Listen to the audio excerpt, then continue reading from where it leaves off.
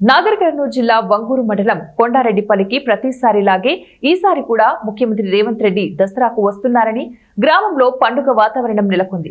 రేవంత్ రెడ్డి వస్తున్న సందర్భంగా ప్రధాన రహదారి నుండి గ్రామం వరకు 4 లైన్ల రహదారిని డివైడర్ల గుండా చెట్లు, ఎటు చూసిన ఫ్లెక్సీలు, తోరణాలతో నిండిపోయింది.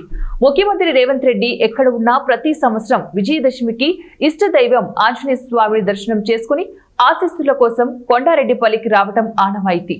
దసరా ఉత్సవాలకు గ్రామ అభివృద్ధి కమిటీ చైర్మన్ ఎనుమల కృష్ణారెడ్డి ఆధ్వర్యంలో అధికారులు అన్ని రకాలుగా ఏర్పాట్లు చేస్తున్నారు.